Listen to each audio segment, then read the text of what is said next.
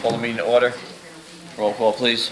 Mayor Tui. Present. Mr. Birnbaum. Here. Mr. DeLeo. Here. Mr. DePortero is absent. Mr. Schmidt. Here. Mrs. Wade. Yes. Mr. Youngblood. Here. Notice of this meeting was provided to the Burnersville News, Courier News, Star Ledger, filed with the municipal clerk, and posted on the municipal bulletin board on December 29th, 2015. Please all rise for the Pledge of Allegiance. Pledge allegiance to the flag of the United States of America and to the republic for which it stands, one nation, under God, indivisible, with liberty and justice for all.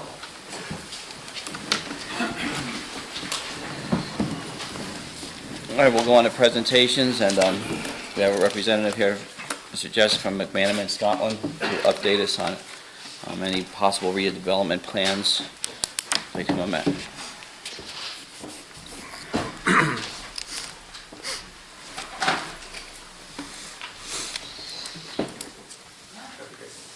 Evening, Mayor, members of the council. I'm here to talk about a resolution that you have, I think, before you for consideration this evening, that would ask and request the planning board here in the borough to study certain parcels of property as an area in need of redevelopment. Emma, could you just state your name for the clerk and sure. for the record? Thank you. Yep, it's Matt Jessup. I'm a partner with McManaman, Scotland, and Bauman, and we are redevelopment counsel to the borough. So the resolution before you tonight asks the planning board to study and determine whether Block 98, Lot 1, Block 144, Lots 1 and 1X, those three lots together are effectively the train station and train station parking lot, and Block 70, Lot 4, which is a vacant lot next to the post office, to determine whether or not any or all of those areas qualify as an area in need of redevelopment under the local redevelopment and housing law. That's not a process that the Borough Council gets to undertake on its own. The planning board will go through a process at your request. A report will be prepared by Paul Phillips, the borough's planner. A map will be prepared. There'll be public notice and advertisement, and the planning board will hold a public hearing where anyone and everyone can be heard on the merits of whether or not any or all of these parcels qualify as an area in need of redevelopment. Once the planning board holds that public hearing, and if the planning board determines that one or more of those lots do qualify as an area in need of redevelopment, the planning board will adopt a resolution to that effect, and that resolution will recommend back to this governing body that you consider those areas as areas in need of redevelopment. Closing out this designation process is a resolution that would be considered by the governing body after the planning board adopts its resolution that would declare one or more of those parcels in line with the planning board's findings as an area in need of redevelopment. At that point, you will have successfully created a redevelopment area. That is all you will have done in the redevelopment process, but that is the first and critical of numerous legislative steps in the redevelopment process. At this point in time, it's important to note that you are not in any way deciding what may go on the property, what may not go on the property, who may be the one developing the property.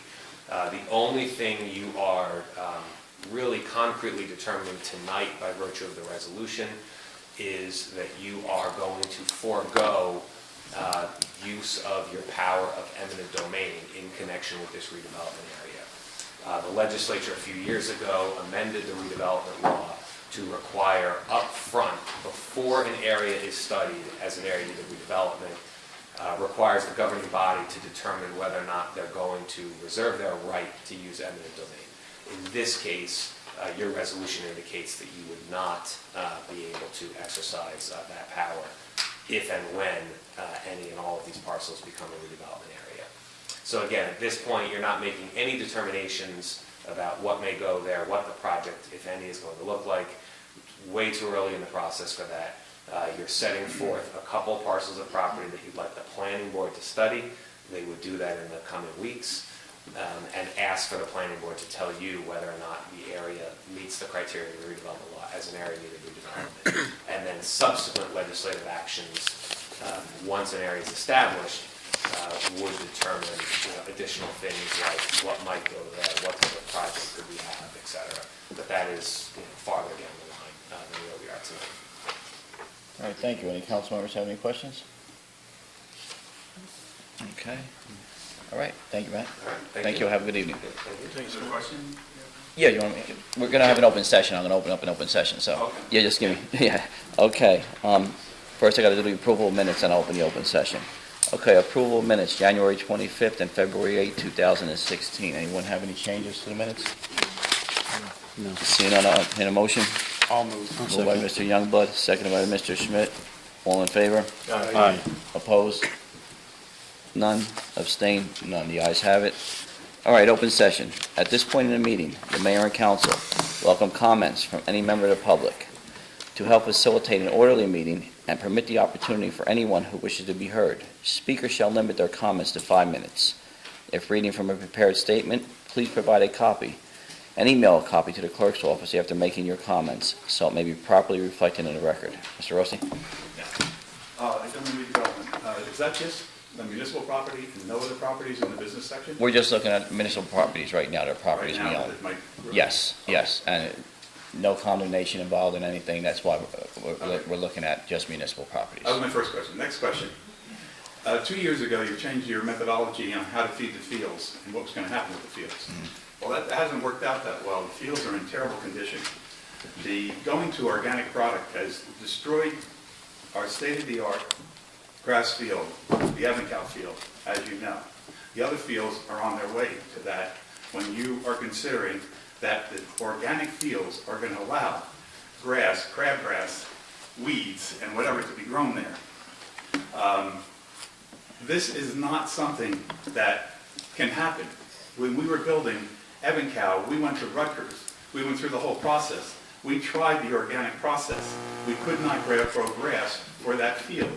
Joe? It was a Not failure. to interrupt you. Yes. We only went limited, we did the Kiwanis field only organic, and playgrounds. Well, Yeah, then, it's if just that's the case, limited then, areas. if that's the Yes, case, that's just the case, Yeah, yeah. just a then the last limited 2 area. years, the contractor, okay, that's a good answer, okay? That's limited. Now let's go from there. The last 2 years, since you changed contractors, and he was supposed to apply, the contract was the same as what the other company, what was the name of the company that had it before, green damage, whatever you want to call them? Greenscape was one of them. Yes. and Was it then- green damage? Did they get the award the first year? No, it was Burton and Scott. Well, we dealt with her for many years. Our first year. Yes, for many years, for 12 years, we dealt with that company, right? They had a representative, Bob Borelli, who would Yes. represent those companies, yes. For 12 years, we worked with this company and this gentleman, and we grew the fields back from being dust holes, mud holes, that rocks came through, that kids were getting hurt on, whatever, canceled games, referees walking on the fields and canceling those games because of the conditions of the fields. And we're back to that. Look at the Claremont field from my window. It's all blotches of grass. It's not fully grown grass, with building a root base. We built a root base in these fields that were 4 to 6 inches thick, that when the sprinkler system broke on the Evancal field, the actual turf lifted up in the air like a hot air balloon because of the strength in the weaving of the roots, and it settled right back down. We could go through wet seasons where we had puddles. We never had to worry about mud holes, because once the sun came out, the grass kept growing, and the grass and the roots absorbed any water out there when we didn't have any drainage on these fields. We are going backwards. Right now, Evancal is destroyed. Have you looked at Evancal at all to see the damage that's been done there with the grubs? We never had grubs with this other company. That company, anytime they saw anything when their men were out there, they went right to Cheryl and was taken care of. You walk on the Evancal field now, and the old turf walks under it. You cannot go back. We have a letter in the file from Dr. Murphy that I brought back to the council back 12 years ago when we built Evancal, that there isn't a play field that can survive with organic. It has to be synthetic. But we are using synthetic at the Evan cow. But it's at the not field. being used properly. And that we have to look at if it's not being The used fields have properly. never looked like they have. Mm-hmm. If you were using synthetic and you were using the same specs, we would not be in the situation that we're in now. So what is the process? What is going to happen? We have kids playing on those fields, and they're back to the dirt again. And don't forget, Evan Cow had 6 inches of loam and sand and topsoil. Every other field was just a little bit of topsoil spread on top of stone and whatever. Those stones and that stuff is starting to come through the dirt. And you understand, if you ever been to high school does the same thing, not feeding it and not feeding it properly. They allowed the weeds and stuff to grow in there, clover, crabgrass, and weeds. And what happens after the first October freeze? The first October freeze, all those items go dormant and dead. And we turn into a dust bowl and a mud pile, whatever. We can't handle this. These are the only fields we have, and they've been destroyed in this last 2 years. Well, what we'll do is Cheryl will put out the specs and make sure our contractor, who's on contract now, True Green, I believe it is following the specs that Mr. Rossi's referring to. I think last year's drought really hit us hard. You know, many outfields aren't watered, there's no sprinkler system. But So that does when you impact use them. organic and do you have the root base But like that? we aren't using organic on the I mean, field. I'm sorry, when you use synthetic, if that was the case and it was fed properly, we've gone through the summer droughts, and the summer droughts, it turns absolutely gray, right? Brownish gray, and as soon as we get rain on it or put a sprinkler on it, the roots are rejuvenated, and we have back exactly what, it's not happening with this, it's not going to happen. And, you know, when he stood up here the other night, I saw him, and saying, oh, it's gonna take 2 or 3 years, we can't wait 2 or 3 years, we need to work on it right now, Mr. Mayor, to get it back to where it was, and that means feeding it. When he said 2 or 3 years, he wasn't referring to the Polo Grounds or Evan cow, he was referring to the Kiwanis field. I'm talking about The playground Vermont, areas. I'm talking about the polo grounds, Mm-hmm. I'm talking about Evan Cow, and I'm talking about if you start doing it over at Little League, you can't do it. Okay. It's just- Cheryl, did we Well- change our feeding program for the fields? Well, yes and no somewhat. What happened was, a lot of what was done is because what True Green did was address the problem. We did put some of the pre-emergence cut back, which was recommended by the council the year, not just this past meeting, but for last year's meeting. He cut back some because of the pre-emergence. He waited, as you heard him, he spot did all the weeds. That's what he said at the last meeting. Instead of doing it prior to the weeds forming, they waited till some of the weeds and would kill some of the spot weeds. It was not like, I think what Mr. Rossi is referring to is pre-emergent, things that are done prior to. Instead, they kind of waited to see what happened a little bit longer, and when they did see a weed, they'd kill it that way. And some of the grubs, I have to say that for Evan Cow, they did not do the pre-grub. From what Mr. Olson said last week, you know, when the grubs did appear, they treated them then. But this year, we're gonna do the pre-treatments, correct? This year, Well, No, they can't. I went out, I put the quotes out, we haven't received them back, because, you know, we just decided, you know, the last meeting, yes. decided that Kiwanis should be all organic, which is what we're doing. And I put everything out for all organic, and I put everything out for the synthetic. Okay. Except Kiwanis will be organic, and the playgrounds, of course, the Okay, gotcha. playgrounds. But there's a process, though.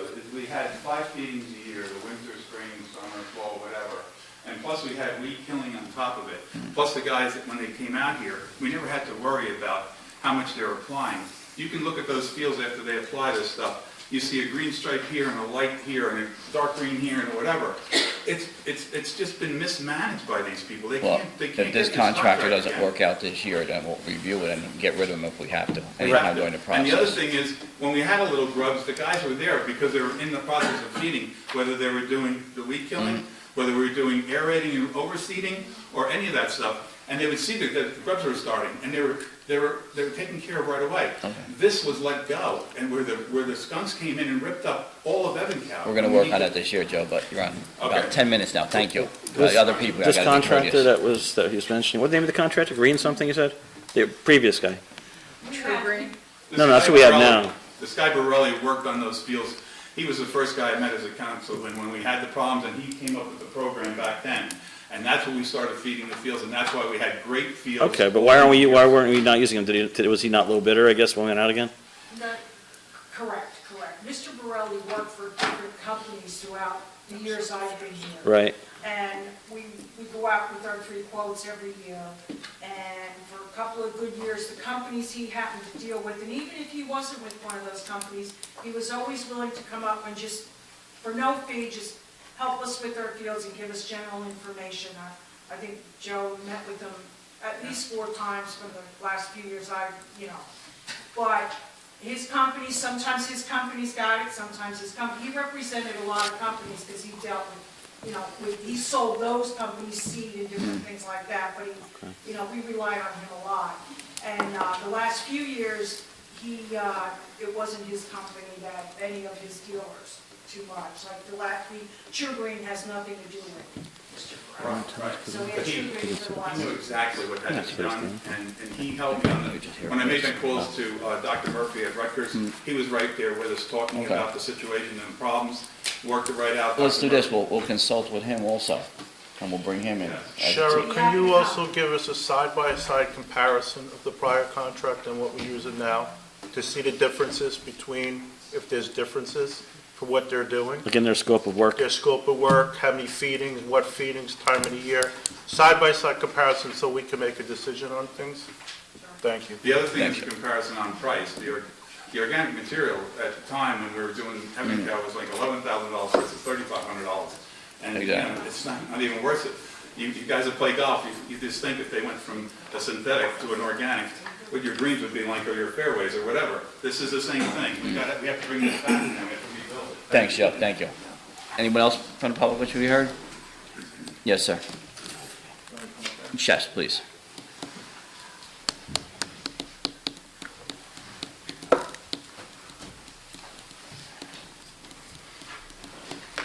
How you doing?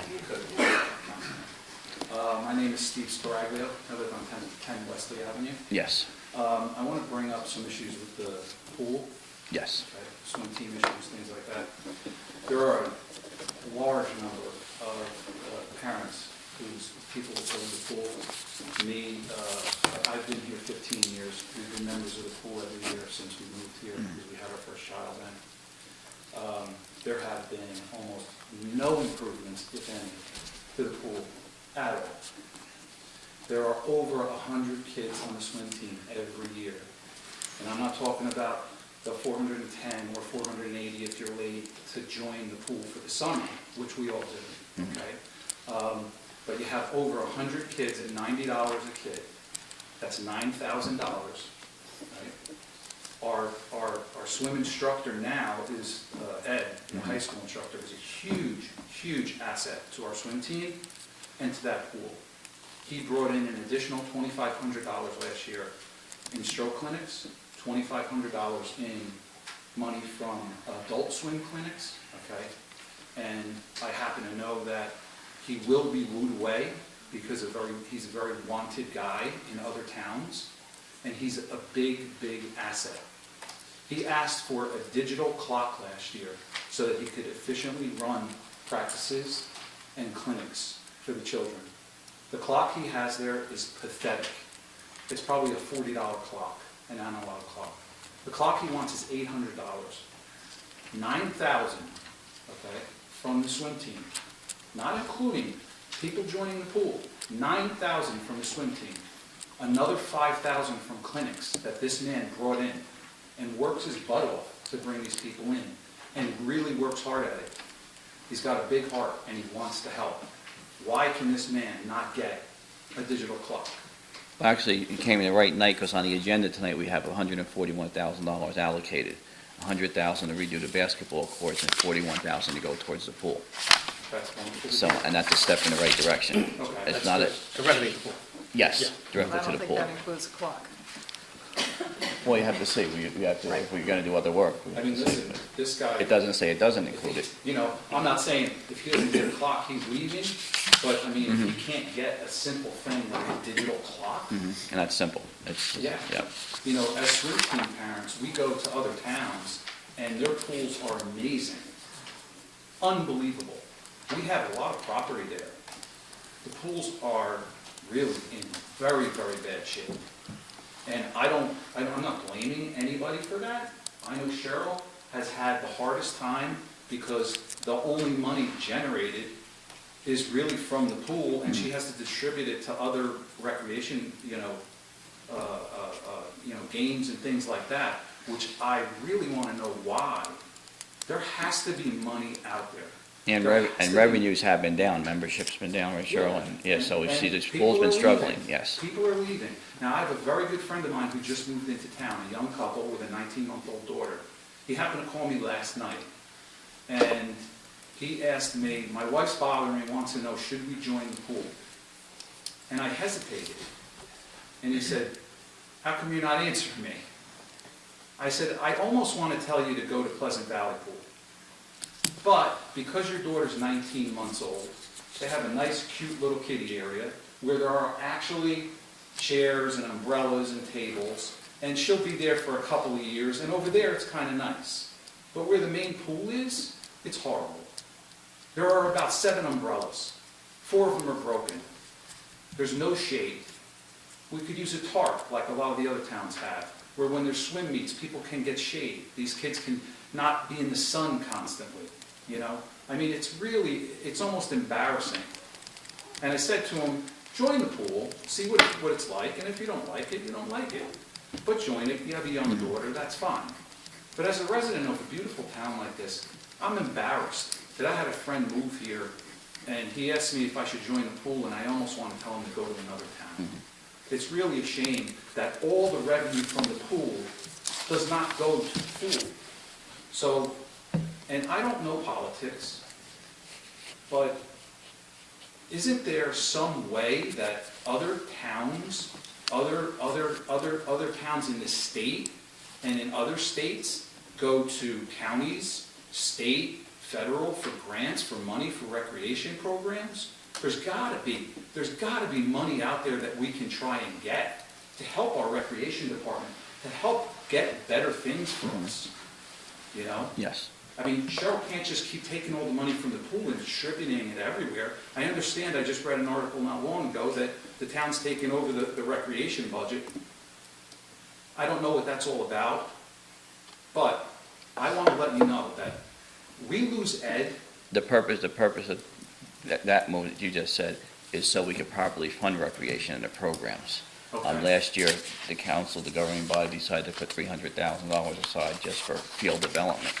And that's what we're doing. We want to move forward with that process. And also by undoing the so-called utility will streamline some bureaucratic process that costs us probably $20,000 or more a year.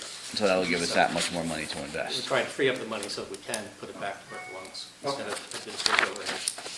And before I finish, I just want to stress the point. There's a lot of people in this town that are unbelievably happy that Ed Suzuki is our swim instructor. I am too. And- My daughter swims. And if he leaves, you're gonna have 100 people join the pool this year. You know what I mean? Okay. Get him a clock. Make him happy. We'll get him a clock. Thank you. Thanks for coming out. Anyway, Steve.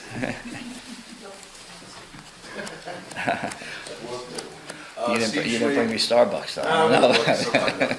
Steve Schwade, Sunset Drive.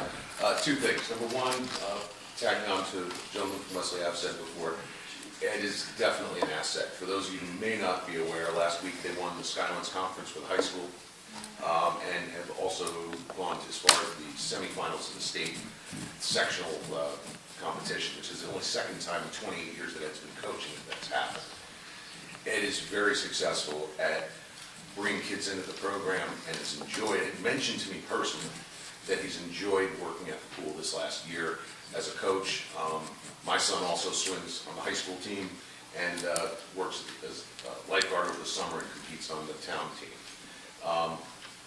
Yes, Ed is very much in demand. He's a master's level swimmer, sits on many boards, and he's very much in demand. Anything we can do to help would be greatly appreciated.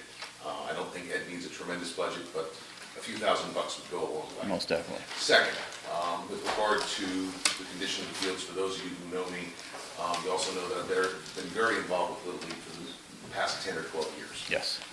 Specifically with buildings and grounds.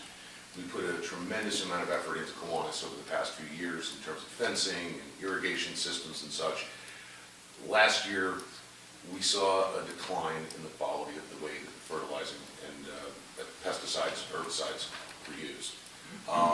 Don't know specifically what they did, but I will tell you that by the time we got into the summer treatment season, which is, we have a lot of out-of-towners come in, we have a lot of competition going on the weekends, we saw a tremendous degradation in the quality of the turf. And I would encourage you to look at whoever is doing it now for this year and make sure that they are monitoring. If Cheryl can't have her, focus on what's going on at the pool and be in all places at all times, and whenever possible, I'd be happy to help her. However, grubs were a problem up there last year. We had skunks coming in and digging them up, and Cheryl will tell you they come up and treat them, but they've already moved. Yeah, once they're there, it's hard. They've done their damage once. Where you're not going to have grass growing in those areas. Time is now to think about it, Yes. and anything I can do to assist, I'll be happy to. But I strongly encourage that whoever is be brought in, be made aware that this cannot continue. Okay. Steve, thank you. Yes. About what time did you find that it was starting to change a lot last summer? I want to say mid to late May, but with the irrigation up there, the rainfall isn't really a concern. We just turn the water up or down if we need it. But it was obvious from the treatment, the lack of herbicides or pesticides. I'll tell you that pre-emergence, right now, March is the time to put them down before those seeds that are dormant come to life. They need to take care of that. Otherwise, throughout the summer, you're fighting crabgrass.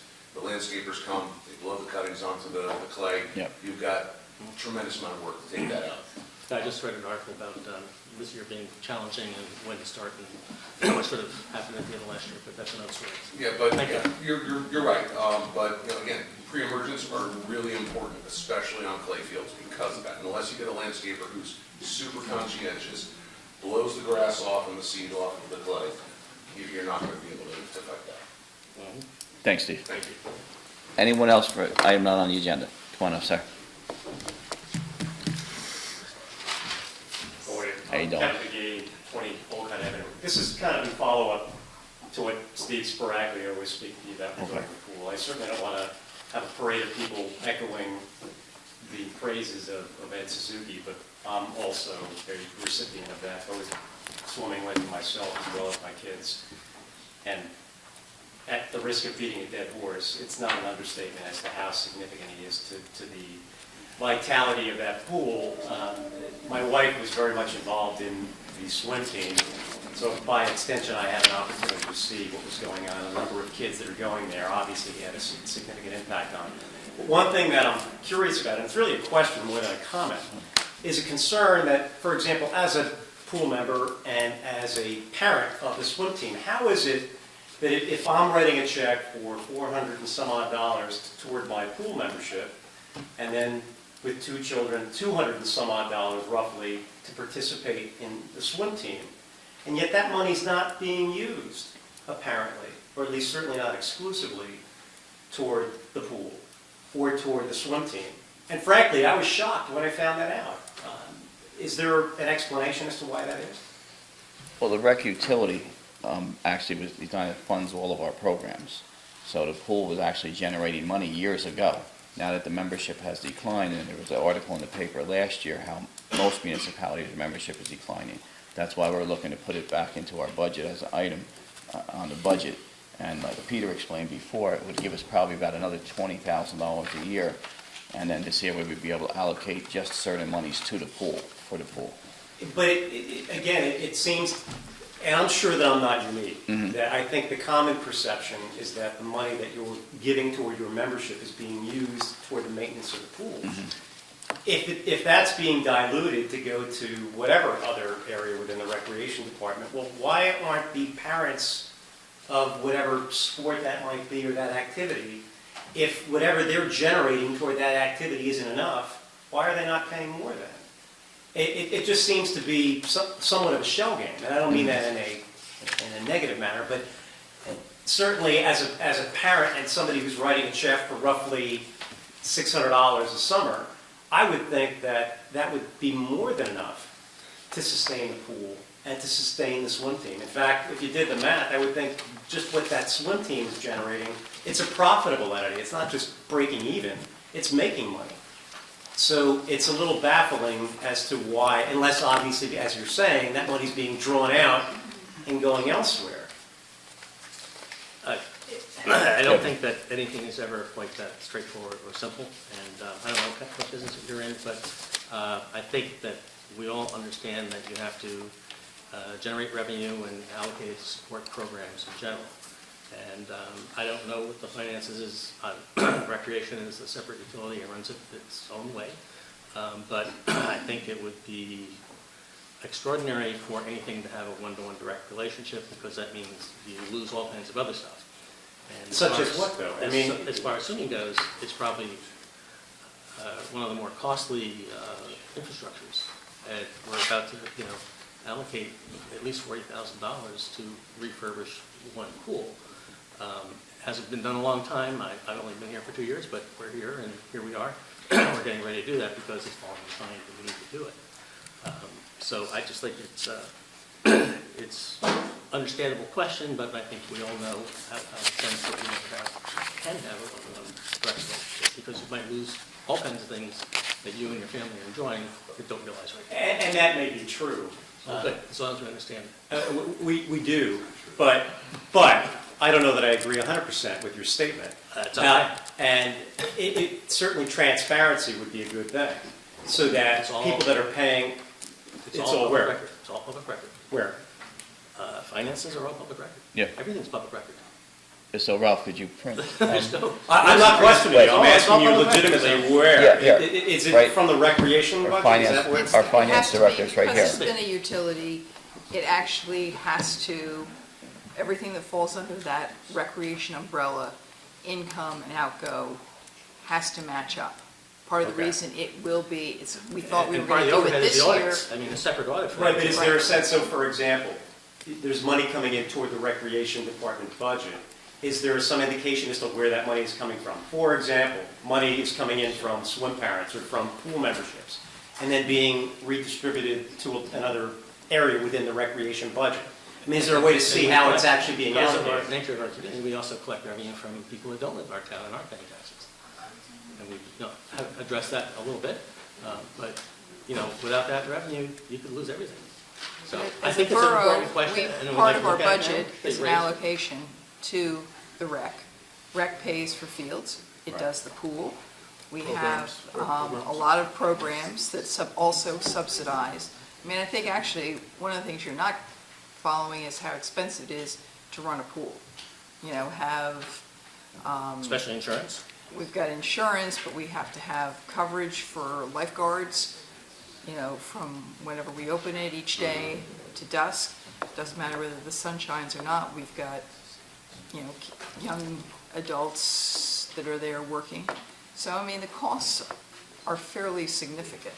So I think you have to be, the old adage of be careful what you wish for, but I'm head of finance, and I'll be happy to look into it and see how it's going. And we can provide you with a financial breakdown if you would like, because it's part of our budget process. So Open Public everything goes Records to the Act state. is Yeah, available yeah. to everybody. That's fine, That's so fine. it would be under the recreation budget. I could come here and gain access to it? And also Yeah, just Ralph do a will, request for open prepare public some. records, and you can have everything. Sure. Okay. And if you want to work, and if you see something, I'd be happy to meet with you. But I think it's a good point. We can look at it further. Can't answer everything now. No, I understand. It's the kind of diagnostics that we don't get to do every day. Thank you. Anybody across from the public? Okay, Joe. I'll give you another 5. I get 5 minutes, You right? get 5 minutes, yeah. Mayor, other people want to talk. No, nobody else got up? No, okay. Okay, let's talk about the pool itself. I'll put on a statement on the record here that every single park, field, playground has been built by the people here, not by the town. $500,000 was given to Evan Cow. The pool was built by the people. When it was a utility, we had a reserve of $160-some thousand at one point. We built our own pools, we expanded it all on our own. Can we go back to that? because if we do go back to that, we're not going to be charged for the lights that are lighting the parking lots all over town, and the sewer, and the water, and the whatever, and the staff that, need it. Because the only reason you're taking that money is because you're dispersing that money to the rec, where there's no really rec line item budget, where there's 50 to 100, Burnham Township has $2.8 million in their rec line item. What do we have in our rec line item here? Just rec. I'm talking about taking it 100. I'm talking about to cover the cost to run the actual rec program, staffing, and whatever, lights, sewer, whatever. We use the revenue from the program, and we help subsidize that to about $140,000. But the subsidizing just started a few years ago because the cost of the electric and water and all the other things came to a point where the pool and the camps and all those things didn't cover itself. So if you can't go to a Right, so utility. it's losing money, Pardon? and we are trying to support The the pool program. is not losing money. Well, the rec programs in total are The losing pool money. can stand on its own and go back to being the pool can stand on its own. People are leaving because when the pool was a utility, they went out and rebought the wood benches that were around there, and they don't have the money to do that now. They repurchased lounge chairs, they don't have the money to do that now. They have to run down the ShopRite to buy some ShopRite umbrellas rather than the SunTech or whatever from Florida that we used to buy that covered the whole open area over there.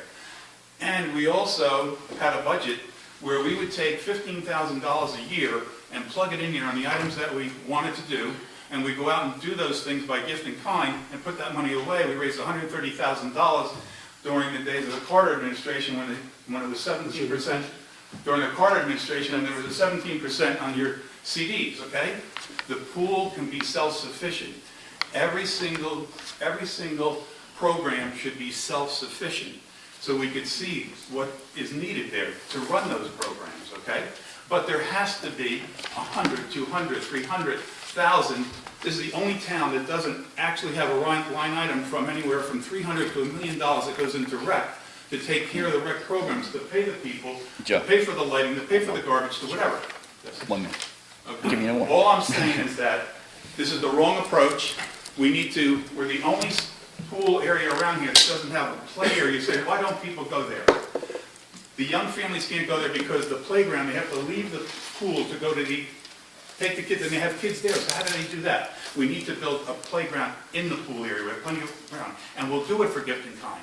We need to have an area for the older kids, the middle school kids, to throw a ball, throw a Joe. football, whatever. 5 minutes is up. Okay. Okay, thank All you. I'm saying is that the pool needs to be looked at. We can draw it out on paper. We have all the designs ready, and let us start expanding it. We need a spray park also there. We have $7 million worth Joe, of open space. I gotta be fair to other people here tonight, too. Somebody else say this then, $7 million in open space that we can use.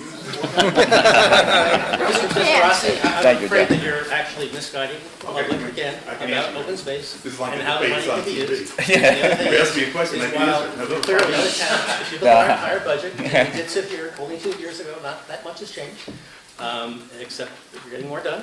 Sorry about that one, I had to get it in. Oh, you want to go there? Hang on. I can go there right now. But So, No. All right, guys, that's enough, that's enough. He's asking Sir, you. I'm speaking now, I did not interrupt you. Right. The other towns' budgets that they're showing $2 million includes all the revenue they're generating, just as it would here when we add everything together. So how much the town is subsidizing things like that, there are clearly towns that are perhaps subsidizing more than others, but the history of this town and the past of this town is to keep our expenses extremely low, keep the taxes extremely low, and unfortunately, I guess some of those things happen. The other thing is very clear, even when you were still in office, and it's only accelerated, is that the memberships in all pools in this area and around the state have been declining because of the demographic changes and other habits and other things that the kids do, kids and family do. In fact, we have a problem with people that sign up for programs, don't show up, and we've been refunding their money. We're taking a look at that too, because that's not really fair to everybody else, because it means that people that have paid want to have those programs, and someone else decides that Johnny wants to play with Johnny, and Sally wants to play with Susie over there, and they do things around. This is what kids do, there's nothing wrong with that, but it does penalize and hurt other kids at times. So, again, it's easy to put out sound bites. I mean, we've been getting tons of it from TV lately, but it really doesn't have a lot of truth. And we're here working very hard to try and get as much possible for the revenue that we have without really blowing the budgets and doing terrible things. We're trying to be as responsible as we can, as progressive as we can, and I think in the last year, we've accomplished a heck of a lot. All I want to say is that there's close to $7 million in... That is for... Can I speak, please? Yes, please do. Let's just be clear There is about not just... There is the $7 million in the open space fund. Mhm. And open space was developed and designed in New Jersey to purchase land, design, build, and maintain. That came later. Now, can I That came speak? later. Can I please talk? Yes. That's what Just the please law be is. clear about the Let specifics. Joe speak. Please. Peter, let Joe speak. Yes. Is there, Sergeant? The We're chief having left. a- The chief left. The chief left. All I'm I'm afraid. saying, Mr. Mayor. Yes, Joe. Approach you. There's $7 million sitting there. Mhm. And we need it because we do not have a budget that can afford to do what the other towns have been doing for many, many years, investing in these things and building them, having them pay for them. We need to tell the public that we need to go there for that money to improve these playgrounds, parks, and pool. And it will take care of everything because we do not have the money to refurbish what's out there we haven't been able to rebuild and Right. refurbish. So all I'm saying is that it's no cost to the public. We need a field. We need money invested in the pool to expand it for a spray park, picnic area, play area, and to bring it, and the playgrounds also. We need this. This is something very important. We right now, you can talk to the realtors, we are not being the first town that they want to go to. They want to look at what Joe, you stick have on in the the way of pool. amenities. Stick on the pool because we got other people. Yeah, okay, And thank that's you. the reason, you gotta look at that, and that's part of what we need to improve so we can draw people here too. Very good. Young families. Thanks, Joe. Thanks. Anybody else for item not on the agenda? Seeing none, I'll close the open session. All right, ordinances. All right, we're going to open a public hearing on ordinance 1617-10, amending the Borough Firearms Ordinance to allow authorized deer management hunts on borough-owned properties and amending Chapter 3 of the Borough Code entitled Police Regulations. I'll open a public hearing on that. Anyone from the public wishing to be heard on that? Mr. English?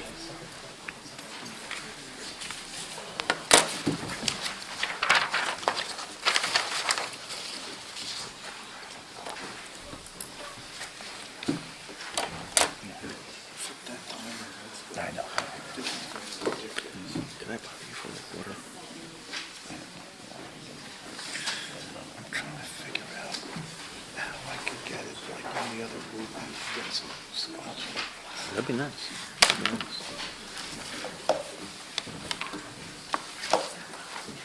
I'll read this to try to be brief. I received a phone call about a letter I sent to the editor for the Burnsville News for something for the Green Team. And the caller made some good points and said he was a hunter. I asked him if he wanted to lead a deer management team in Burnsville. He said no, and mentioned that he was too busy being a member of 2 clubs. This reminded me of the public meeting the Green Team held with the New Jersey Federation of Sportsmen's Clubs, offered to help local property owners and hunters in Burnsville get involved in deer management. But it was cold that night on January 13, 2015, so our meeting was sparsely attended and no one picked up on it. We later made the same proposal to local hunters who turned us down because they had too many other commitments. If there are local hunters or property hunters now who will lead a deer management team, the Green Team would work with them. My letter to the editor of the Burnsville News was written to make our goal clear, bring the deer population into the right balance to help sustain our environment over the long term. After first ensuring that this is done in full compliance with all safety regulations of our police department. All the towns surrounding Burnsville employ their own active deer management teams. Burnsville is like a hole in the donut. One final point, the efforts of the numerous people of the Green Team, the many different volunteer organizations, the many experts, nonprofits, and foundations, and especially the New Jersey Audubon Society, in regard to deer management, add up to a large number of people and should be counted. We are fortunate to have the New Jersey Audubon Society headquartered here in Burnsville, and we should take advantage of its commitment to promoting healthy forests in order to help preserve our environment.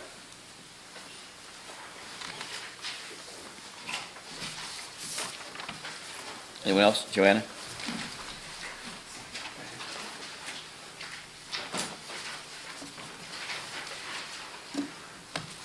Joanna Wissinger, Washington Corner Road. I may repeat some of the things that Ed said, but I'm not worried about redundancy after what I just heard, so it's okay. I recognize that the members of this board have a difficult position. We have 3 different views that you must consider. That is the residents, the local deer hunter, and the view of the Green Team and the Environmental Commission.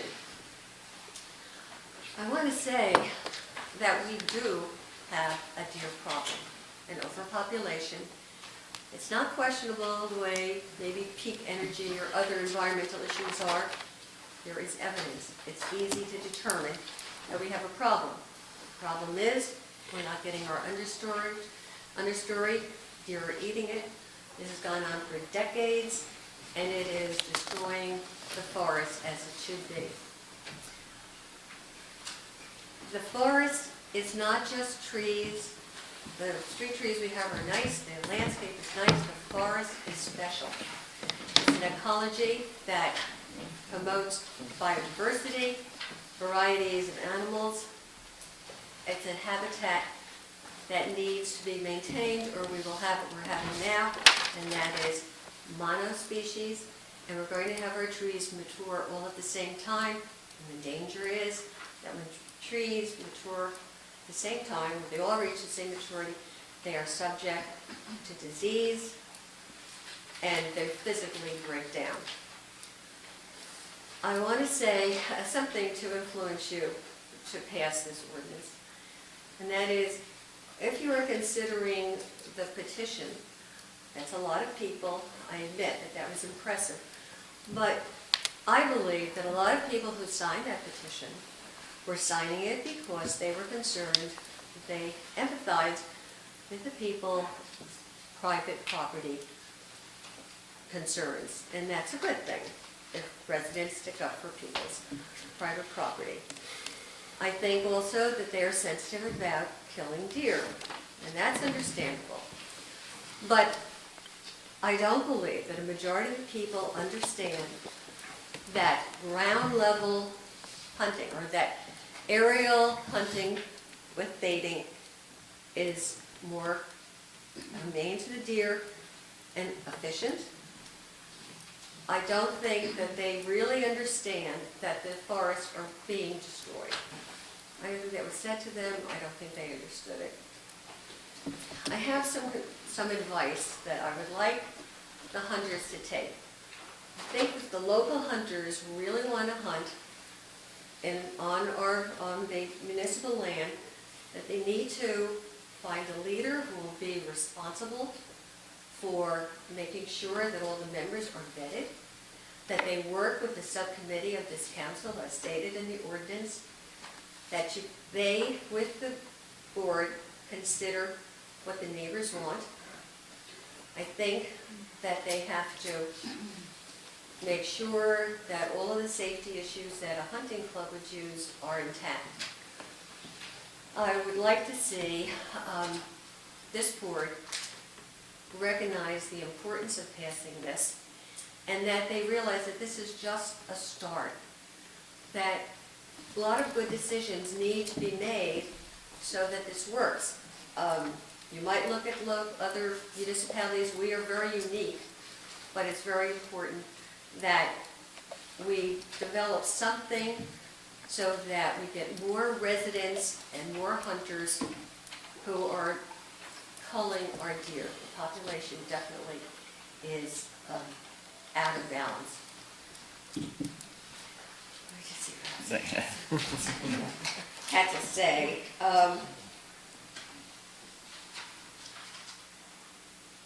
No, I think this is a big problem, but it's doable. It's been long in the making, and board members can no longer be anonymous the way they were tried to be in 1990. I hope you'll think seriously about this and that you will pass this. Thank you, Joe. Anyone else? Yes, ma'am.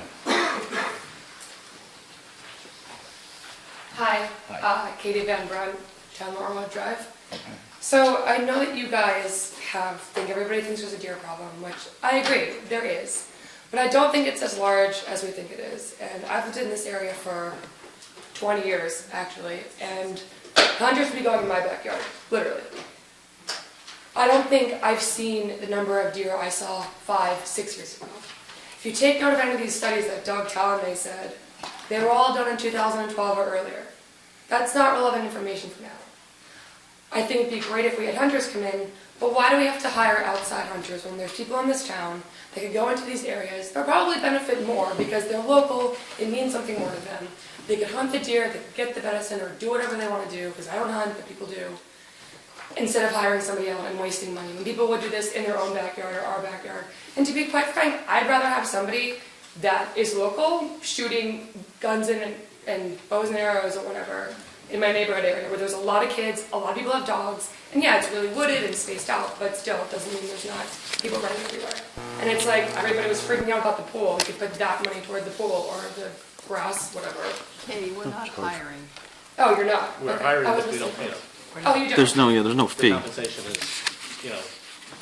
being a families, Okay, so then why don't if we, they're successful. but why are we so why are we going after somebody like that instead of just giving it an open season to the hunters that are local? And that's not on the ordinance for today. The Right. ordinance It's not on the simply ordinance. gives us the right to Allow allow someone permission down the road.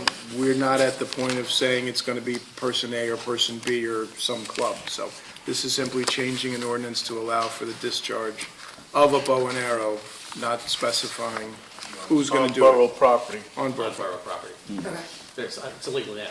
that's what I thought, but I was wanting to clear it up. All right, thanks guys. And Thank it's you. just, by the way, it's just Thank you. bows and arrows. You mentioned guns, this is just bows and arrows. Yeah. I try to stress that too, because it is the firearms ordinance. Every time we bring this, I always say, bows and arrows, we're not talking about shotguns and rifles. Just so everyone, I'm going to say it every week, just because it seems to be, it's not getting across to most people. And we haven't hired anybody. But thank you for coming. Anyone else? Yes, sir.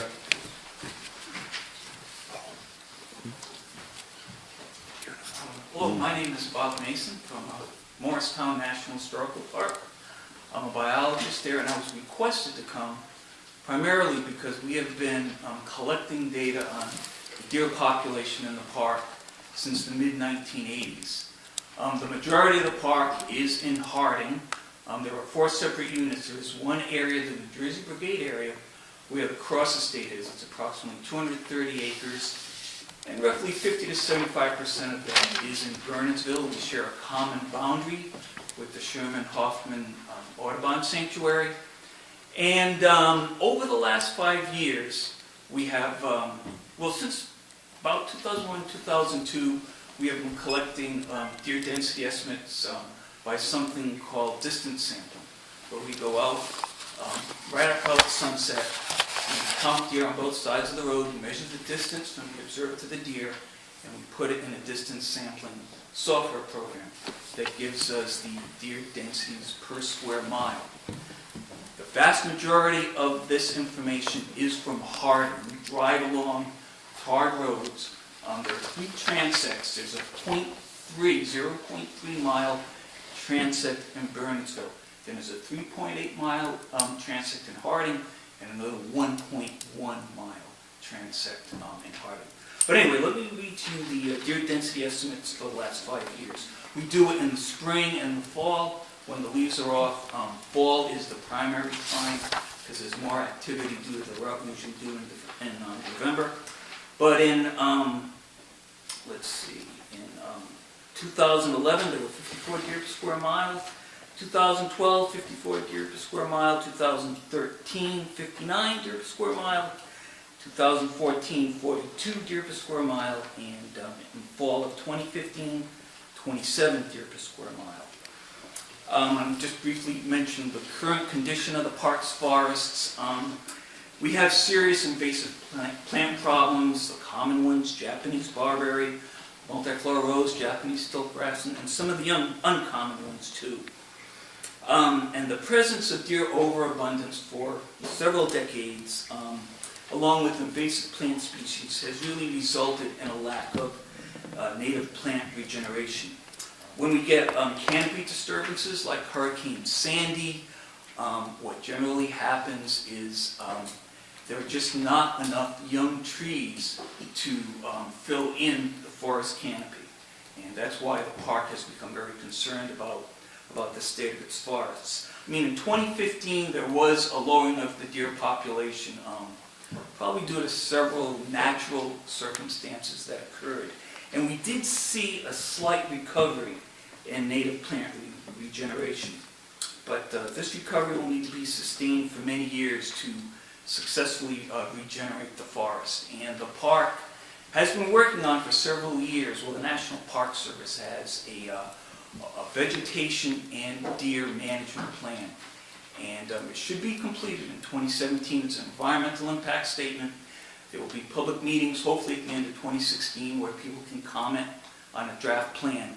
But it will give us alternatives, basically action alternatives, so we can manage the forest and the overabundance of deer population so that we can bring back native plant regeneration and kind of reverse the trend that is going on now, which is basically an increase in invasive plants and a decrease in native plants. Question. Yes. So Sandy, you had severe impact across the historic park from Sandy. Lots of stuff down, and would that change their habits and their roots? Would be one question. The other thing is, with the increase of invasives, is that affecting their food opportunities? Habitat and food opportunities. As far as Hurricane Sandy, good news is that it allows more sunlight to hit the forest floor, which should aid in native plant regeneration. The bad news is that we have such a dense understory of invasive plants that they're more opportunistic and intend to move in there. But as part of this management plan, we probably would start to work from the gaps out, because at least there is more sunlight hitting the forest floor. We have a relatively older forest with a lot of closed canopy. But, you know, without any action, there probably will be just more invasive plants moving in. That's why we have to be careful how we act. If we increase the gaps, we let more sunlight in, but we may actually allow more invasive plants just to house themselves. I'm sorry, what was the... The other part was, in terms of food supply, if there's more invasive taken, that's basically not eating. That, I don't know. Deer, we found the deer to be very adaptive, and they tend to adjust to what's there. They will even eat Japanese barberry to a certain extent. There is some browsing, but I think they hit a chemical. They feed on a chemical they don't like and they'll stop. But they have adjusted their browsing so that they've survived with the lack of really nutrition. Things that help them out, we have a number of fields in the park. We have a lot of oak trees that provide acorn mast, which is really important food for deer. So there is still enough of that to keep the population in normal years pretty healthy. Yes. So a town like Burnsville, what would you suggest the deer population should be per square mile to ensure our forests aren't damaged or recovery of our forests? Well, in general, what this plan is looking to recommend is that probably a good population to keep the deer in balance with vegetation would be 20 to 25 deer per square mile. But we're not certain. If you know, we see through vegetation monitoring that there really isn't the native plant regeneration, we will have targets for native seedlings and native saplings, and if those targets aren't being reached, then possibly the deer population would have to be lower. Are you seeing any seedling growth post-Sandy? I mean, that was now 4 years, almost 5 years ago, 4.5 years ago. So some of those seedlings should be coming up. I mean, I'm not seeing in my side woods that lost several trees during Sandy and post after it. No, we're not. The only native plant There's plenty of regeneration deer there. that we're seeing is really from that lowering of the deer population from 40 to 50 deer per square mile down to approximately 27. And we're seeing native saplings like sassafras and tulip poplar growing up out of the invasive plants. So the ones that tend to proliferate more and grow quicker are what we see growing up. But really, we're not seeing a whole lot. And there is a lot of down trees, and there is the Japanese stilt grass, which provides an invasive plant cover, a lot of low shade, which keeps the sunlight from going in. So there have to be quite a bit of active management to really have native plant regeneration come back so that it's more of a balance with the invasive plants. Since you're a biologist, we have heard many times that the optimal balance, start balance, is somewhere between 8 and 12 per square mile. You're talking about a number which is about double that. Just for reference, can you elaborate on that at all for our reference? Well, basically where Morristown National Historical Park is coming from is we definitely had an active, more of a passive management for a number of years, but it's just because we're concerned about the future of the forests. We realize that white-tailed deer are a native animal species, and they are part of the forest, and we really don't know. We do not want the population to be so low that if there's some sort of disease like chronic wasting disease, that it would eliminate the white-tailed deer population. We feel it is part of the ecology of a forest. It's just population numbers have been too high. But it may be 10 to 12. And if 20 to 25, we weren't seeing native plant regeneration, then we would have to reduce. So you'll be studying actively, as you said. So It's a very long-term approach. yes. Okay. Thank you. Thank you very much. Anyone else from the public? Yes, ma'am.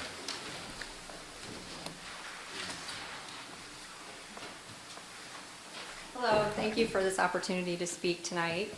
My name is Christy MacDonald. I live at 59 Anderson Hill Road, and I'm actually on the Environmental Commission here in town.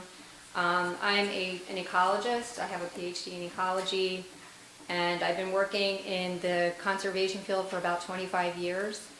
I have studied deer, but not in New Jersey. I've studied them in the Everglades in Florida, where they're at very, very low densities. But I do know, based on all the research that I've read, my observations of the forest, some of the stewardship projects I'm involved with, that there's very little regeneration happening in the forest of native trees. In areas where there are high deer densities, there's very little herbaceous plants and understory plants, and this is going to have cascading effects on other species. So we have a decrease in biodiversity of including birds, reptiles, amphibians, and other groups of organisms. So a deer management plan is extremely important, and I just wanted to speak out in favor of it. Thank you. Thank you. Thanks. Anyone else, sir?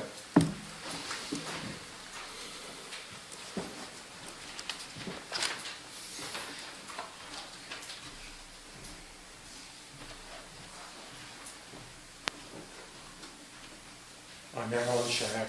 I live at 190 Beechcroft Drive. I'm in favor of you passing the ordinance this evening. We're looking at 3 issues. I spoke last fall with you. My wife and myself had Lyme disease in the last few years. We suffered a major car collision with a deer last summer on the interstate highway. And as far as vegetative, when I came here with my folks 55 years ago, we rode the trails throughout the Somerset Hills and Bernardsville. It's a whole lot different than what it is now. Riding the trails on the bridle paths, there weren't that many deer, and they would be, under cover of some of the bushes and the saplings that were growing. You know, you used to see maple seedlings, oak seedlings, sassafras, witch hazel, you name it. You know, they're not there now. Even coming this evening at dusk, you go up Peachcraft Drive on the left side just before the curve, there's some trees that have fallen over, and looking at the, you know, along the ground, there's no new seedlings there, it's just bare. And ultimately, you've got a steep slope, and in time, that's going to be barren. The three issues: health, safety, public vehicle safety, and then vegetative management. My wife and I went to the library, different green team sessions. We took the opportunity to spend some time and go over the survey. You know, we were told that we could, you know, do at the library. I have a neighbor that was coming out of the post office last fall, and a woman was there asking for signatures on a petition. She told the person no, she wasn't interested because she felt that we needed some sort of bow and arrow hunting program in the borough. And she's a person that has fence, you know, deer fence on her property. One thing you should be aware of with the deer fencing, it pushes the deer onto my property. It was mentioned the grass. It's a magnet for the deer. Even on the way at the upper part of Peachcraft, there were, you know, half a dozen deer grazing there. When people say there's no deer in there, they're still out there. They're hiding in the woods and they come out at dusk. Although 2 weeks ago, coming to town on Sunday, noontime, just like Claremont undeveloped property, the borough owns, there were, you know, a few deer in there at the top of the hill. One of the things I want to, you know, last fall people were concerned about, oh my goodness, these undeveloped tracts of land are, you know, a danger to the nearby residents. You know, the Claremont property is probably 30 acres from what was said. A square acre is 209 feet by 209 feet. And to give you what 30 acres is equivalent to, from the corner of Peachcraft and Campbell Road, that takes you up to the curve, almost a half a mile up the road. 30 acres is approximately 1,900 feet by 700 feet in width. And with the state law of 150 feet for shooting down to the tree stand, there's plenty of safety involved. One thing about these 4 parcels that you've identified, you know, they're not developed with trails, but I've done some research, and there's a land trust in Princeton, New Jersey, and they have preserves. It's the DNR Greenway Land Trust, and I've got this, I'm going to enter it into your record as an exhibit, and it's drgreenway.org. And they've been in business as a charitable organization since 1989. And they, on the website, they've got deer hunting program, and then there are 2 segments underneath that: deer management guidelines, and then application material checklist. And what they have found successful is they can have hunters, as long as they've got a valid New Jersey license for hunting deer, and they have $1 million liability policy. They have a hold harmless agreement that they sign, and they pay a $150 annual fee. They also have to provide 8 hours of service in the preserve to help it be maintained or more. They get on a list if when another preserve comes up or somebody drops off. So you have that as a guide that you can use for Burnsville bow hunters that want to do it. Hear anything about the swim team clock earlier? Here's a case that you could end up bringing money into, say, like the police department budget, that some of that money then can go over to, you know, the recreation department. One of the things that, you know, the trails, people were saying, well, gosh, going through those properties. I've never seen anybody walking in the rough woods on Claremont coming down the mountain. And ultimately, you know, these 4 parcels were undeveloped.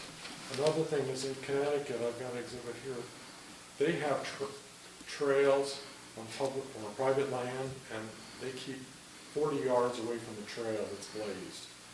And one thing with the DNR property, if there's a trail out, they don't allow hunting on a Sunday. So, as far as the Audubon Society, last fall when I was here, you were talking about trying economic development. Here you've got a clean, educational, charitable organization that draws people in from all over the state. Many townships or boroughs would love to have this type of activity, in their community. So that's a revenue gainer. And then as far as deer numbers, I'd rather have you start now and get all the kinks out of the program so that you can work on maintaining it. Rutgers Cooperative Extension, some literature that I read a few years ago said that anywhere from 8 to 10 deer per square mile is the level that they would like to get down to. So you can check with them as a resource. Sir. Okay. All right, thank you. So, but, Thank you very much. would you consider Thank you. Thank you. Anything else from the public? Yes, sir. Hey, my name is Brendan Evil. I'm a recent transplant to New Jersey. I'm sorry, Brendan Evil. Brendan Evil. Brendan Evil, yep. And I've been fortunate to be able to hunt on some private property here. I'm from Texas, so hunting is something I grew up with and all that. As I am just recent to the neighborhood, I've been sitting in the woods on this private property for about 10 days. I would say I put in about 50 hours, silent sitting, very boring most of the time.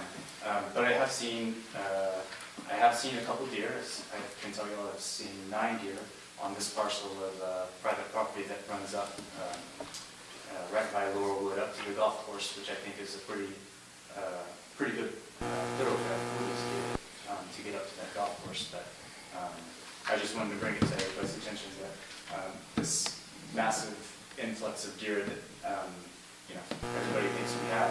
I'm not saying that the understudy is not hurting, but I'm not so sure that it's due to a huge, large amount of deer. I know there was a biologist that presented some numbers on deer, and I think that's good. And I would highly suggest that getting accurate numbers of how many deer are actually in Burnsville before you allow open access to these areas and let people start shooting them. Even if you had 10 hunters taking out 20 deer, per New Jersey license, it would take a good toll on the number of deer, at least from what I've seen here in the last month sitting in the woods. So just wanted to give you all a first-hand observation of what I've seen in the woods. So it sounds like I'd be really fortunate to hunt on some of these other properties. Thank you. Anyone else from the public? Yes, sir. I made copies because we've heard too much about you already, I think. There's a classic inside the first page. One shows all the tree trunks. The green plant that's low, so you can see the tree trunks, is Japanese barberry that we've been talking about. On the flip side is the area that's been fenced since 1999. You don't see the tree trunks at all. In fact, you can't see very far at all, so who passes you around? Mike Anderson. Mike I worked Anderson. 4 years ago. Thank you. Doesn't that make hunting harder? You can't see that one? Well, it does, but there's a lot more birds in that understory layer, which is what we're trying to... Just birds? Birds, salamanders, amphibians, barred owls, all kinds of stuff. So that's probably all you need to know. There's a quick summary of the deer fence we put up in 1999, about an acre and a half. We did that to prove to ourselves, the staff, our members, and our board that deer were a problem. The deer fence was put up so we could have a native wildflower garden, show the kids what it's supposed to be like. I'm afraid the labels on the inside and outside the deer fence kind of got printed over in the process. Where you see all the tree trunks, and you can see from Audubon's property all the way up across the top of the hill to the national park and the horizon line. All you see is large tree trunks and that understory of Japanese barberry, which has a whole bunch of other things that it does, it changes the soil, and some other things. It's a mess. So, I never thought when I started Borough in 1990 that I'd be talking and trying to tell people we have to reduce the deer population if we want to have a native community. That's what it's come to. These two pictures, are they right next to each other, or how far apart are they? One on either side of the fence, Okay. So your same property, basically? same property. And it's about 300 feet from the office. I can take you up there and say, anyone welcome to come over and see that. They say a picture's worth 1,000 words, so it's try to put it out that time. Have you done any, like, counts of other creatures that live on one side or the other?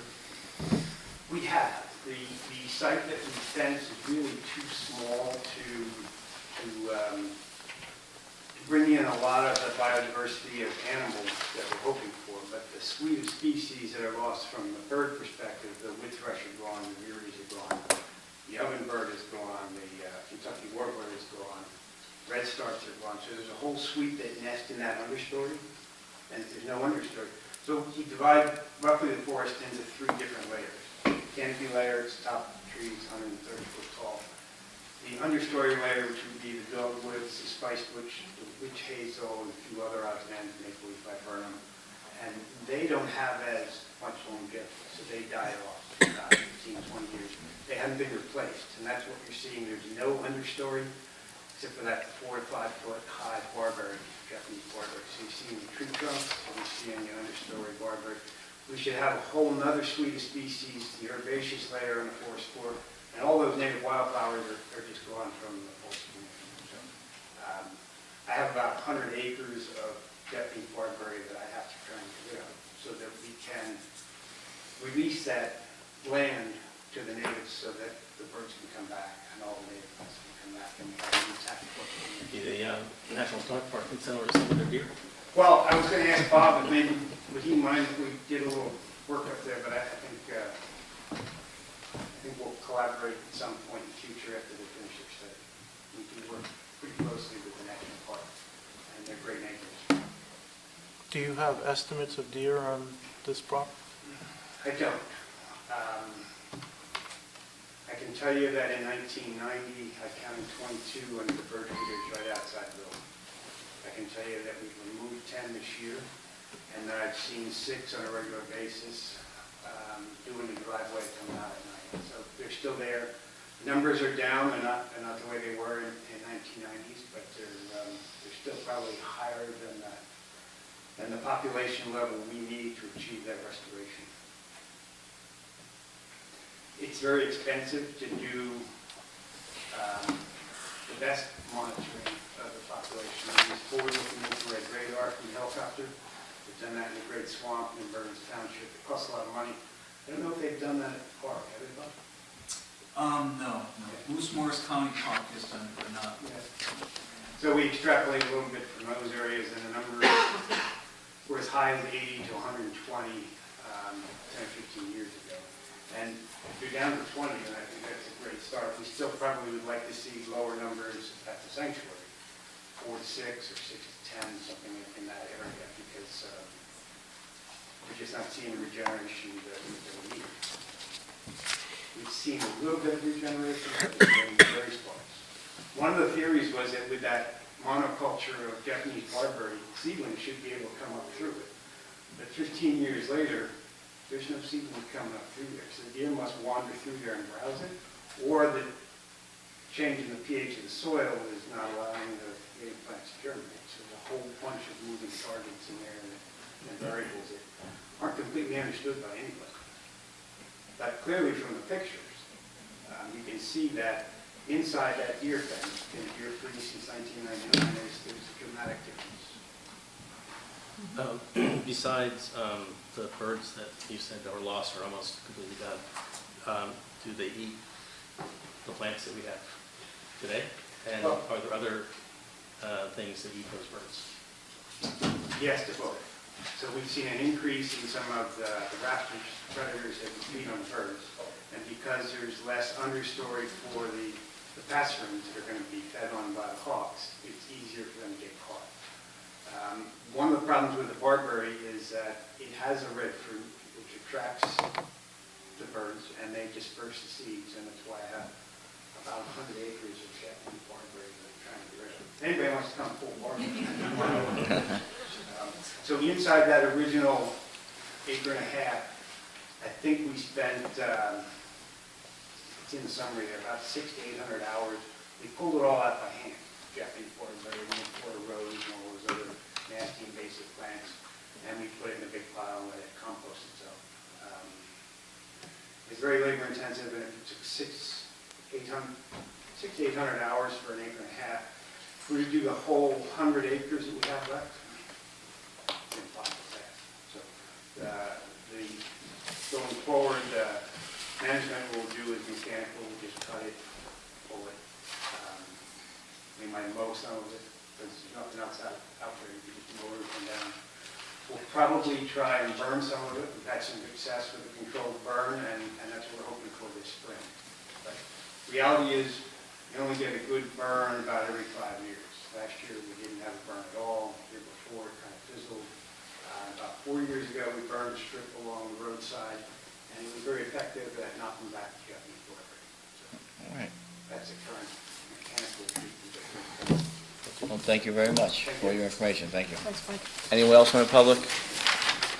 Rose?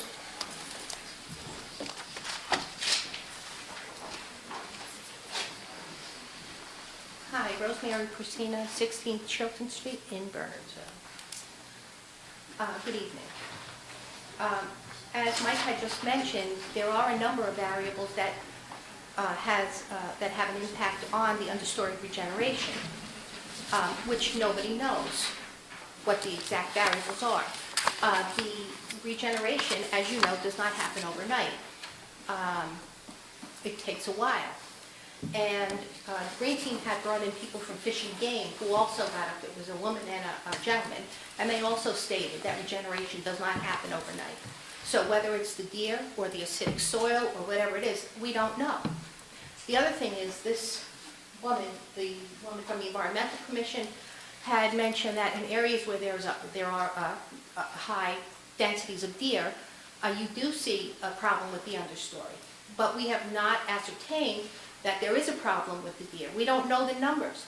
There has been no study. We have no exact, not even exact, but approximate numbers of how many deer we have per square mile. There has been no study. And as far as the people on the mountain, Mr. English had mentioned that they didn't come down for whatever reason. Well, they probably weren't interested because they control their own property. They have their own hunters, as you remember in past meetings. The Japanese barberry, also you can use herbicides. You can fence areas in that you want to regenerate. And it's like I say, it's not going to happen overnight no matter what you do. And depending on the soil and everything else, all the other variables, the environmental variables, you can't just say that it's deer because people are not seeing the amount of deer. We need some facts. We need to know how many deer are in the area. We need to drive by something that they did over at Morristown National Park. Something concrete, so we really know what we're dealing with. So I just ask that you really explore other avenues. As far as deer collisions go, I don't hear any numbers, how many deer collisions we've had over the past year. There are many open ends here. So please reconsider, if you are thinking about passing this ordinance, to wait until you have all the facts. And this has been in the making for, yes, 5 years. A lot of the information that we've gotten, including, and Mike had even mentioned that some of the information that he had in 3 meetings ago, before the start of the new year, were old. They were about 5 or 6 years old. So it's not up to date. The deer population has dropped. How much? I don't know. But we need the experts to find out. Thank you very much. Thanks, Rose. Anyone else from the public? Karen?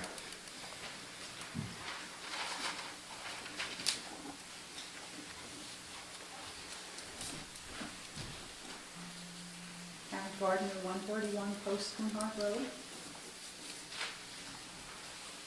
I know that this has been going on for a while, and one of the one of the things I think we forget is that the residents of Bernardsville are the people that also have a voice in this. And Mr. Schmidt and I have been emailing back and forth, and I put together some bullet points that I think everyone might be interested in hearing. That I was one of those people that were at the post office collecting signatures for the petition. I spoke with almost 250 Bernardsville residents, some from District 6, which is the mountain and which a lot of land, a lot of private landowners.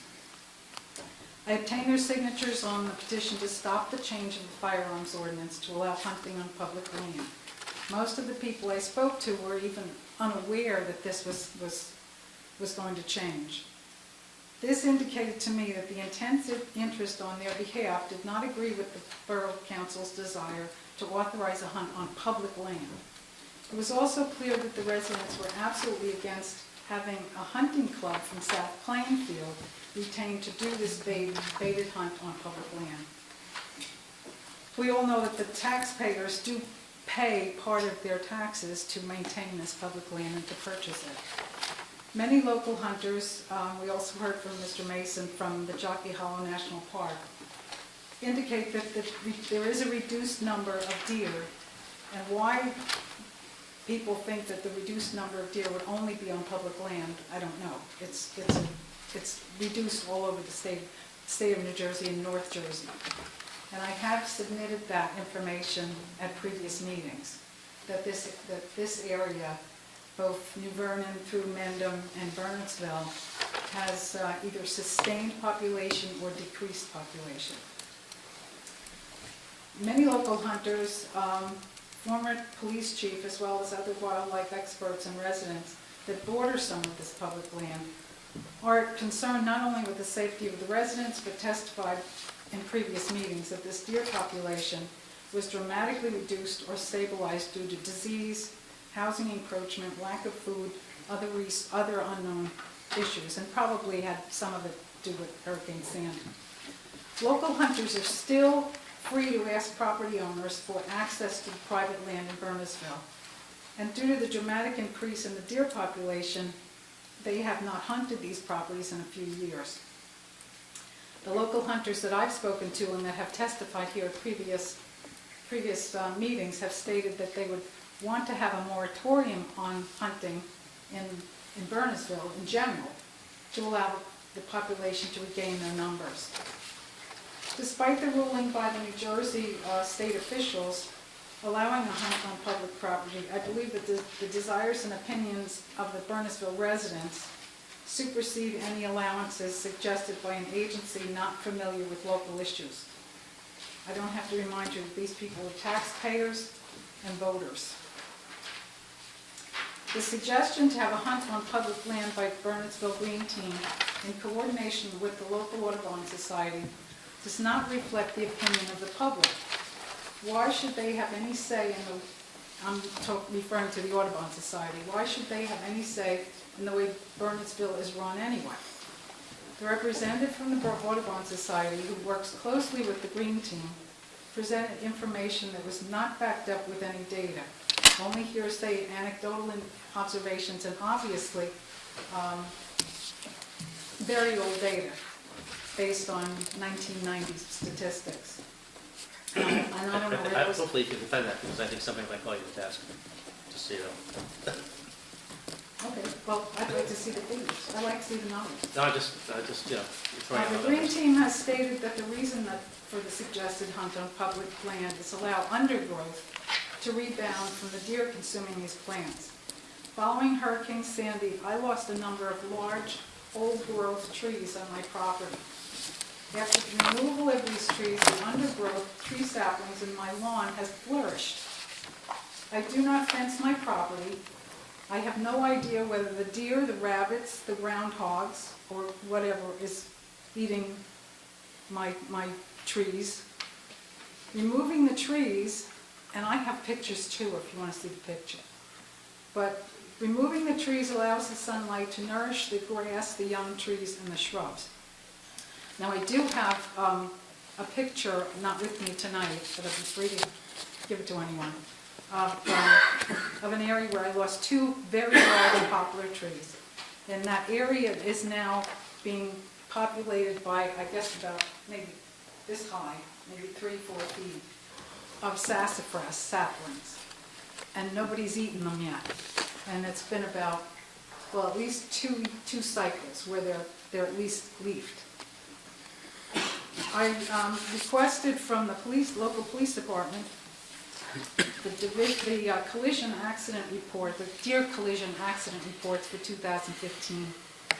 And as of the end of the year, from January to December of 2015, we've had 4 basically fender benders, no fatalities, and by any measure, that's not a crisis, to have 4 traffic deer collisions. We probably have more than that just in the ShopRite parking lot. It's a dangerous area. Yes, that is. At the Borough Council meeting on January 25th, the petition to stop the change in our firearms ordinance was given very little attention. The residents, as far as I can see, they spoke loud and clear by signing that petition. I don't know if anyone on this council is really listening to those people or just the agenda of a special interest. Presently, the Open Space Committee, of which I am a member, is planning a trail system in the very same areas that you're contemplating a hunt. Is this land owned by the residents of Bernardsville to be used for public enjoyment and recreation, or as a private hunting ground for the Bernardsville Borough, whenever you feel you want to do that? I also believe that the members of the Green Team, and I know you've given them a mandate to come up with a plan, seem to have fitted the facts to the outcome, rather than the outcome with facts. So I, along with Rose and some other people, ask you to seriously consider leaving the ordinance the way it is. Because I don't see that there's a problem, and if you don't have a problem, don't fix it. Thanks, Karen. When you say that the Green Team has fitted the outcome to the facts, what do you mean? Well, it seemed that, to me, that the hunt on public land would be going through whether or not the fact that no one has done a census, nobody really knows how many deer that there really are in the properties that we're talking about, much less Bernardsville Borough.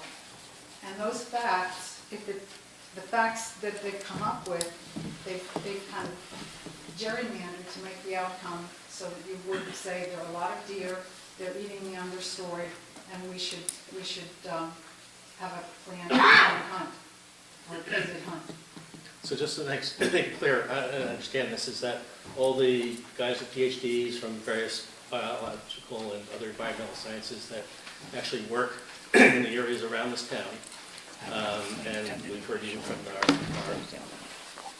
abutting properties, which is the Historic Park and Audubon, that there's counts that are higher than all the scientists believe are the right numbers to work towards, that those are all working numbers to fit the argument that we should have deer management, that all these people don't really do what they do and they don't know what they're doing? Is that what you're saying? I'm not saying that. It sounds that way. I'm just trying to understand. Let me just put it to you this way. Whether or not the deer population is good, bad, or different, the town council should be looking at the people that are actually living here that do not want to have this hunt, do not want to have this on public property. Where I live, there are hunters all the time, and they can hunt. I'm not saying that I don't want hunting, but the public property is not the place to have a baited hunt.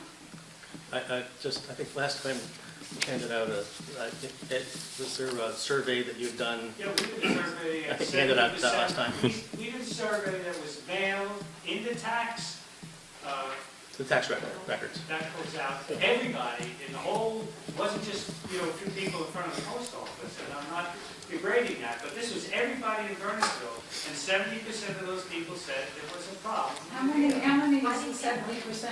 I didn't get one. Well, it was like 3 or 4 years ago. I didn't get one. All right, folks, yeah, direct everything this way. Yeah, thank you. I didn't receive one. Well, My neighbors didn't, because we all. It was in the tax bill, because I got it in 190B. Well, that was, that was Yeah, Pete keeps it. All right, folks, you address the council here, not each other. Not the numbers Okay. that were possibly active, how many years ago? 3 months. Yeah, I mean, Right, 3 years ago was kind of all right. not today.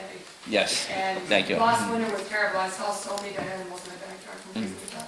Yes. So that's, if that was 3 years ago, then we do it, and then we can see some things.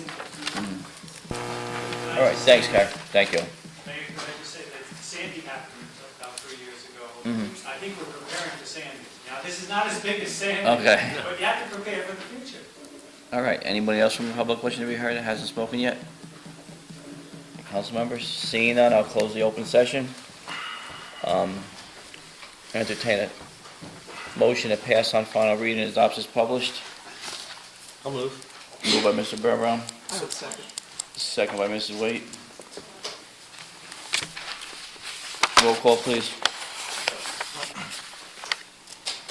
Mr. Birnbaum, Yes. Mr. DeLeo. Yes. Mr. Schmidt, Yes. Mrs. Wade, Yes. Mr. Youngblood. Yes. All right, motion passes.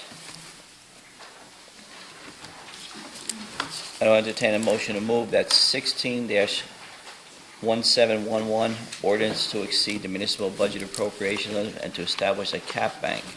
The New Jersey SA Title 40A, semicolon 4-45.14, be introduced by title, passed on first reading, published according to law, and that a public hearing be scheduled for a meeting beginning 7 p.m. on March 14, 2016. I'll move. Moved by Mr. Youngblood, I will second. second by Mrs. Waite. All in favor? Aye. Opposed? Abstained? The ayes have it. With that one correction, Sam. Yeah, it's already done. I'll entertain a motion to move that 16-1712 appropriating a total of $141,000 from the borough's open space trust funds development to be used to construct basketball courts at the borough pool and make repairs to the pool. Be introduced by title, passed on first reading, published according to law, and that a public hearing be scheduled for a meeting beginning at 7 p.m. March 14, 2016. I'll move. Moved by Mr. Schmidt, second by Mr. DeLeo. All in favor? Aye. Opposed? Abstained? The ayes have it. All right, resolutions, we have an extra resolution that Mr. Jessup from Hannah Scotland had advised us on this evening. So Senator, this will be 16-50. Correct. All right, I'll entertain a motion. Well, does anybody want to pull any for conversation first? No? Okay, I'll entertain a motion to pass 16-47 to 16-50. I'll move. Moved by Mr. Youngblood, Second. second by Mr. Schmidt. Roll call, please. Where's 50? Mr. Birnbaum. Yes. Mr. DeLeo. Yes. Mr. Schmidt. Yes. Mrs. Wade. Yes. Mr. Youngblood. Yes. Okay, report of the municipal attorney. Anybody have any questions for our attorney? Oh, thank you. No questions? All right, seeing none. Council committee reports, public safety. Nothing to report other than the fact that we made an offer for a new police officer. We hired a new police officer, police in Concord. That's completed. Kyle, what about? We've also hired now an additional Okay. We did last meeting, we also hired, since the last meeting, we hired Eric Woodward from Randolph. He accepted the conditional offer of employment as a probationary police officer. He started this week. And he will be coming into the next meeting for a swearing in ceremony. Good, excellent. I had a meeting with Brian Kelly and Ralph, about a week ago, Ralph? Yes. about the certain infrastructure for radios to keep our system up to date and able to communicate with other municipalities when they come into the area. So I still have to wait, and I guess you still owe me some information, or if that's something that we can do or move forward on. But hopefully if the budget has the funds, we should be able to get that up and running fairly quickly. All right, anything else for public safety? Oh, just as a follow-up to the midstream. Chris cannot make next Monday. I have not heard from Mike DePortier, and Kevin told me he didn't need it. He's already covered. We can reschedule it. So the question is, can Chris call in?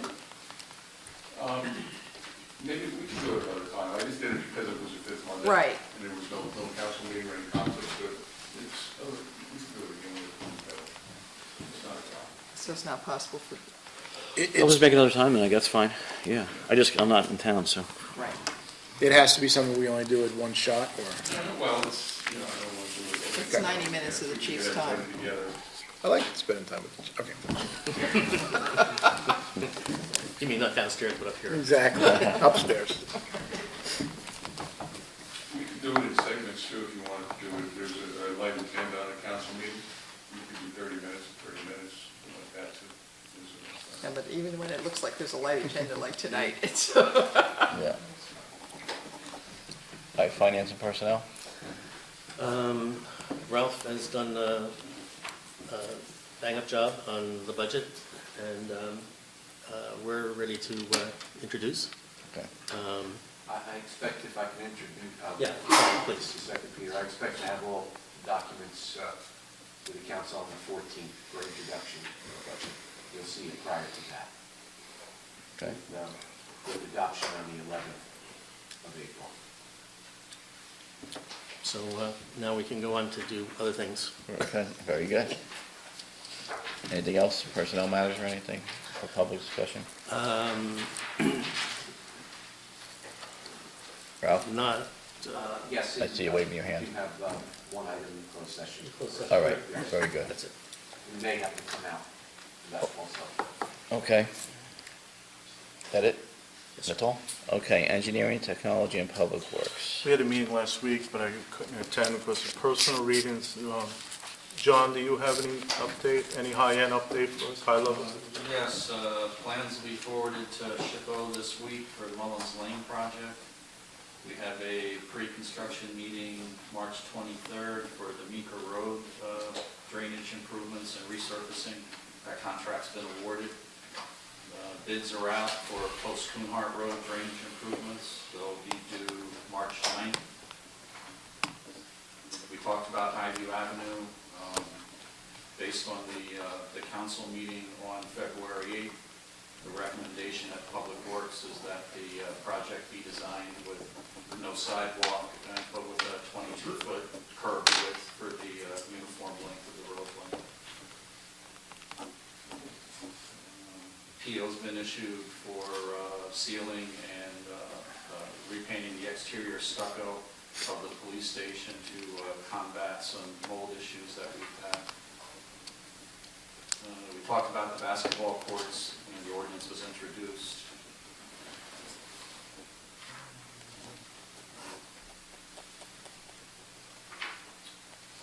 And a spring cleanup is tentatively scheduled for Saturday, May 21st, the first of two cleanups to be held at the landfill this year. Anything else, anybody from Public Works? We have a meeting next week. John, I noticed somewhere in the bills, a payment to Ferrero on the steps off Claremont. Where does that stand? He's still developing preliminary plans. We've reached out to John Cortese. We're looking to get his expertise on some of the detail spec language that we need to put in there to make sure that the workmanship is just so. We have to prepare anything that we're doing for the worst contractor that thinks they can do the work. So we're looking to have a meeting with them. Physically, it can be done. We're at Ferrara, they're discussing the exact scope of the work, whether it be a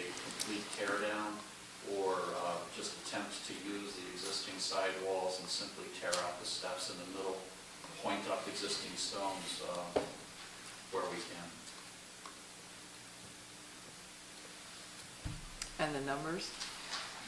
That's why we're doing the engineering. Well, okay. Anybody else with questions for Public Works? We have a meeting next week, we'll have an Okay. update next time. There we go. Okay, any other? Can I have a question? Can I have a question? Good. So I run the community garden, and I have John here who I normally coordinate what goes on in Yes, that Juan, garden. just state your name for the record. Come on Oh, up. sorry. We know who you are, but just Yeah, for okay, public I'm record. Ben Mathick, K-M-A-T-I-K, 7 Tisley Street.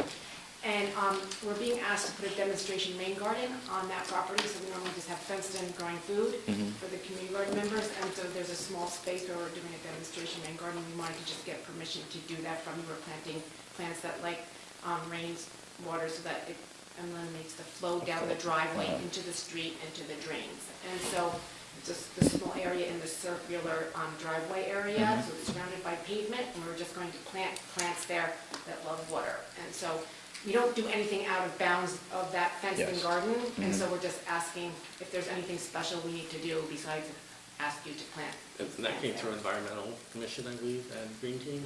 Bid last- It's coming from the green team, and I normally just coordinate everything with John, so Okay. it's a special request. I have no problem with it. Anybody have a problem with it? Do you historic doing any work in that area?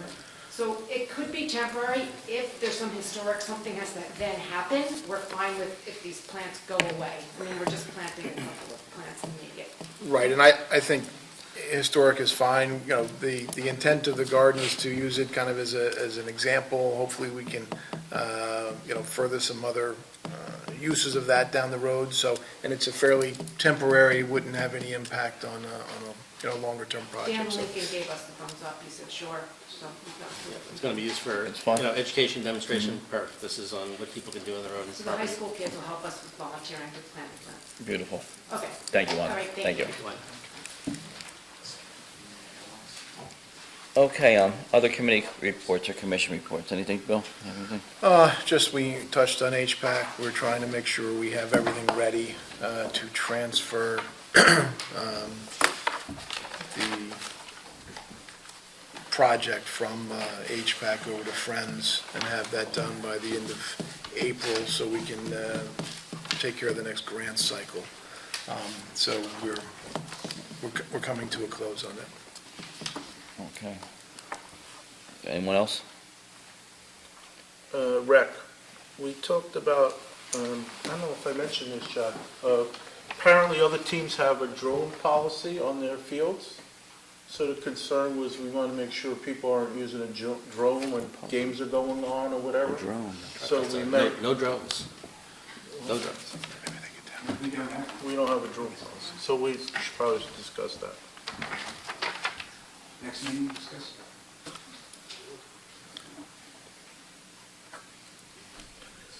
And that was it. Correct. All right, anyone else? All right, items of business. 11A, fire inspection of owner-occupied multifamily residences. Jack, what do we have on that? Yes, as you recall, at the last meeting, this came out of the blue, we weren't really aware that single-family, announcing that owner-occupied multifamily residences were being inspected on an annual basis. So at your direction, Ralph and I met with the fire inspector and the deputy fire inspector, and we went through a number of things. As we told you last time, there's been no change to the ordinance since at least 2010, and it may go back farther than that, we'll check. They just began inspecting owner-occupied multifamily units this year. We asked what prompted it, and they said the fire in Edgewater. There are 115 units affected in 4 separate developments. Inspectors agreed that the $75 per unit fee seems high. I did some investigation and didn't find any other surrounding towns that conduct these types of inspections on an annual basis, just for owner-occupied multifamily. Mr. Sable said that Hillsborough does it. Some other towns may, the ordinances are all pretty big, as is ours. And then you may have seen, we got an email from Frank Ferranti today saying that they support the annual inspections. I take no position as to whether we should have annual inspections. I'm not qualified to give an opinion, but I do have an issue with how it's implemented. So I would suggest that there be a quick study to determine whether we want these inspections, how frequent they should be, and what the fee should be. I think Frankie in his email today said $25 would be sufficient. As I said last time, I suspect the $75 was meant to be per building fee as opposed to per residential unit fee. So that's what we found out. And is it an option where, I think they may have a valid concern that, obviously if there are safety issues and we're unaware of it and there is a fire, but why not just do a one-time inspection and say, okay, let's just make sure that there aren't any issues currently, and then we're all, because every time there's a unit that's sold, obviously the inspections are done at that time. Correct. So maybe we could, maybe it doesn't have to be annual, we could just check them all and then be finished with it. That's certainly an option. As I say, it's really a decision. It's not mandated by the state. The state mandates certain types of inspections for life hazard uses, they call them. They have to be inspected on a periodic basis. Sir, this direct. Non-life hazard uses is up to the local municipality. Right, okay. And as I said, my issue is more with how it was implemented, because there's been no change to the ordinance for at least 6 years, and this new policy came out of the blue. So Jack, what are they inspecting besides smoke detector, carbon monoxide? That's it? That's it. Okay.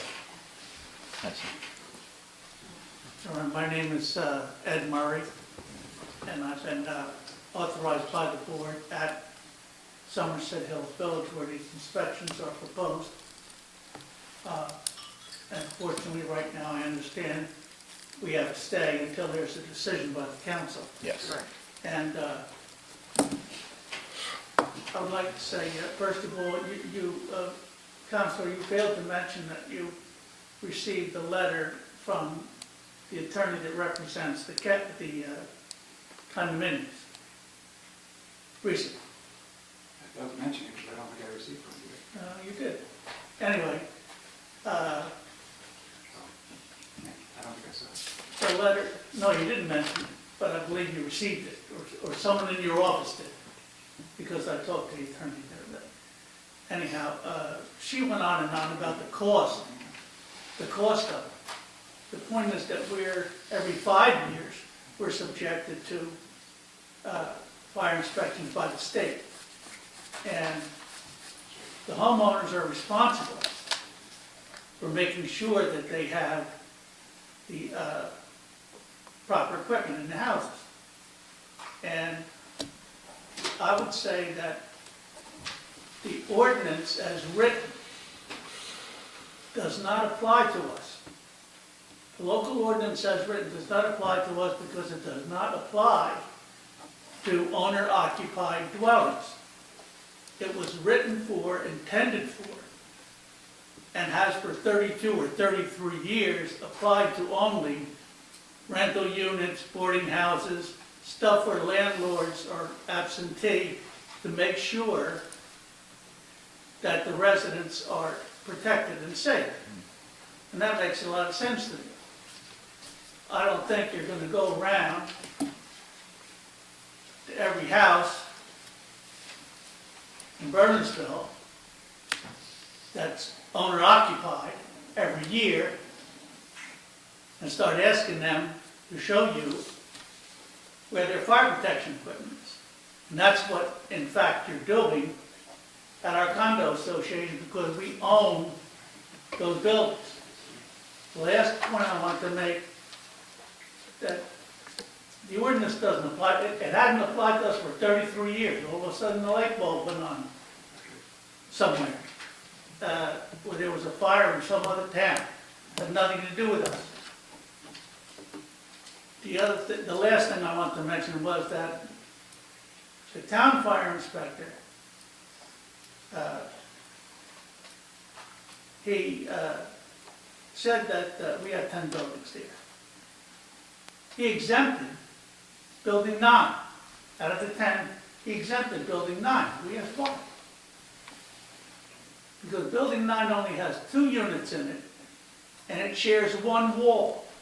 The 2 units share one wall, so he exempted it. If that's the criteria, then only A and D units, there's only one A and one D unit in each building, only A and D units should be subjected to the so-called ordinance that's supposed to apply. Because they're the only units that have two walls, that share a wall with two units, two other units. Everybody else does not. We're the same, I'm in the B unit, we're the same, I share one wall just like the people do in building 9. But I'm in building 7, how come I'm not exempt? You don't know. What I'm trying to say is, the intention of the ordinance was not for us anyway. Most condominiums in this state are not inspected this way. And I think we should be exempt from the ordinance regardless of the money involved. And that's all I have to say. Thank you, sir. All right, so Jack will do some more research on this and continue it. Yeah, I think there should be some discussion, maybe at the next work session. Okay. What you want to do with it. Very good, very good, thank you. And continue the exemption. Yes, the exemption stands. So what I understand is every 5 years, the state comes inspecting That's units. correct. Every one. Doesn't matter if they're one wall, two wall share. That's my understanding. Okay. All right, 11B, Route 202 Miller Lane to Passaic River Project.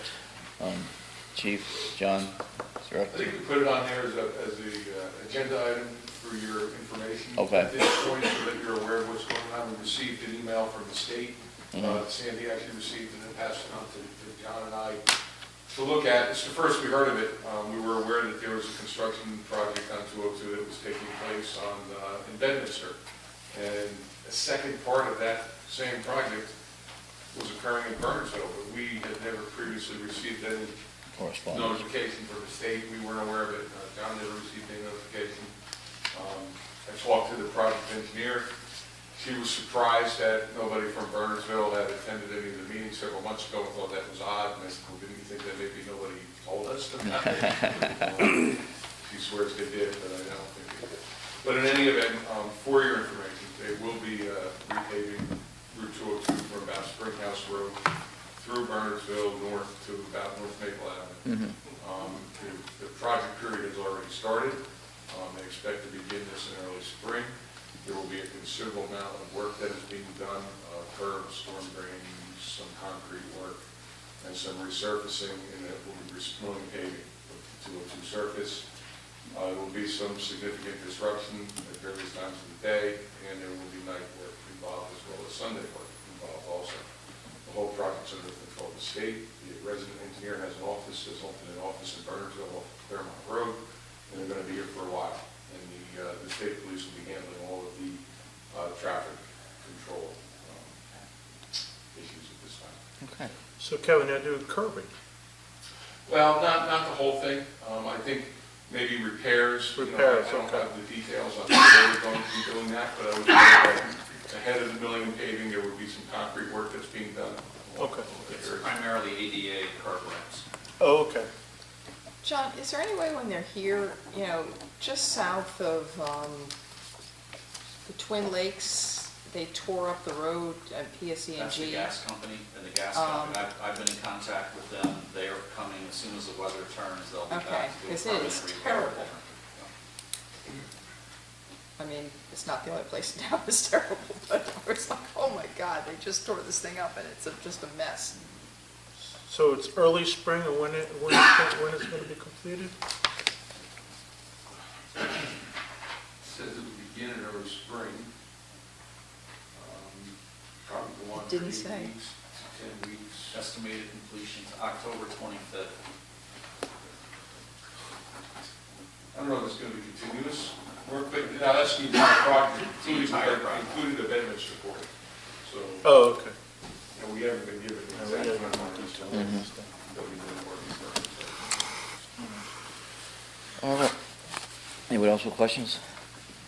Not on that. Okay. Let's just go back to 11A. Mhm. Just like we can't make a long meeting longer. Jeff brought up an interesting point. If the state is inspecting all units every 5 years, Yeah. is that not enough?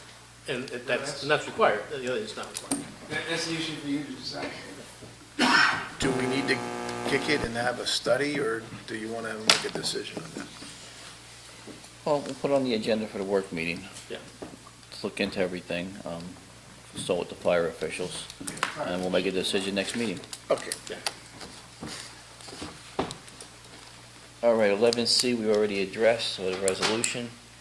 11D, correspondence, regarding the Gail Blake Memorial 5K Run, 10 a.m. on May 14, 2016. And Chief, I think we've done this before, and you've been CC'd on it, I saw that. Okay, so you're all right? Okay. Anyone else? We'll get the usual insurance. Yes. And all the other things. But they aren't using any facilities other than the telephone. That was Blake Run, just the Blake Run? This is the Blake Run, they are There's using a couple of things. the high school, and they go up Mullins Old Colony.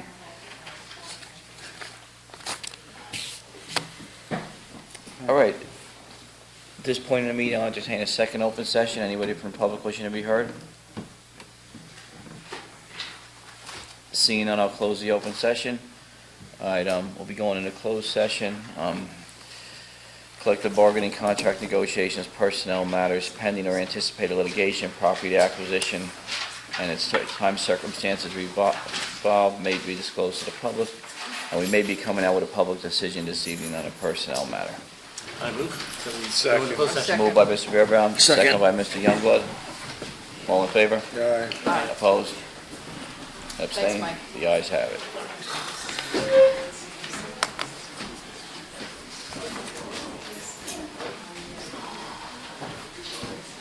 Are we off yet?